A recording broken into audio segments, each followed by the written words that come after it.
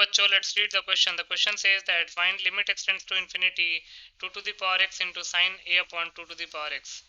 इस क्वेश्चन में limit extends to infinity 2 to the power x into sin a upon 2 to the power x की value निकालनी है. बहुत ही सिंपल सा क्वेश्चन है. पहले हम की कॉन्सेप्ट लिख लेते हैं.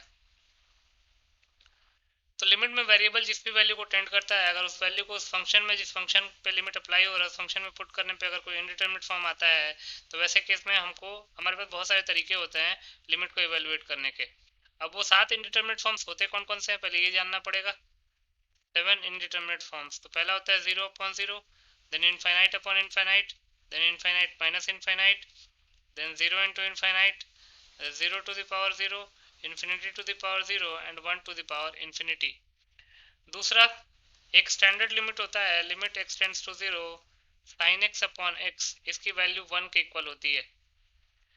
देन थर्ड, अगर if x tends to infinity है तो a to the power x infinity को टेंड करेगा.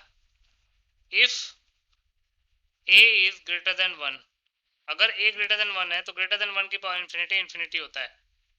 अगर a लेस देन 1 होता तो a to the power x tends to 0 हो जाता. If a is less than 1, less than 1 की पावर इन्फिनिटी हमेशा 0 को टेंड करता है. अब इन तीनों की कॉन्सेप्ट को ध्यान में रख के इस क्वेश्चन को सॉल्व कर लेते हैं.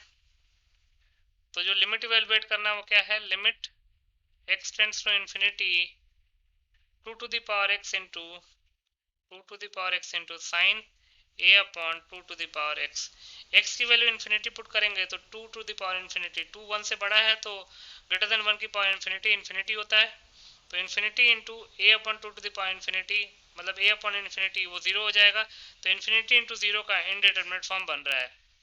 अब ऐसे केस में हम करेंगे क्या, हम मल्टीप्लाई और डिवाइड कर लेंगे by a upon 2 to the power x. Multiply and divide by a upon 2 to the power x.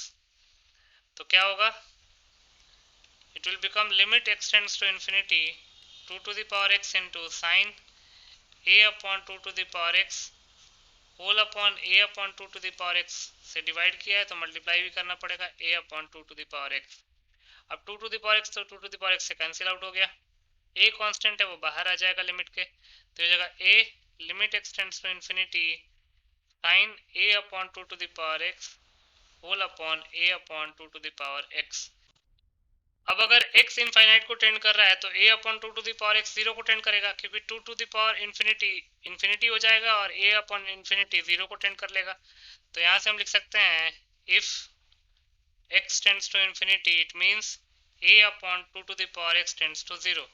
तो जो प्रीवियस लिमिट है वो क्या हो जाएगा, a into limit a upon 2 to the power x tends to 0 और अंदर क्या है function sine of a upon 2 to the power x whole upon a upon 2 to the power x. अब ये हो जाएगा a into 0 sine a upon 2 to the power x whole upon a upon 2 to the power x है और a upon 2 to the power x 0 को tend कर रहा है, तो एक स्टैंडर्ड लिमिट का फॉर्म आ गया. तो इसकी वैल्यू क्या हो जाएगी 1. तो हमारा आंसर आ गया a. तो हम लिख सकते हैं hence a is the required answer. So A will be your final answer. I hope you understood it well. Best of luck.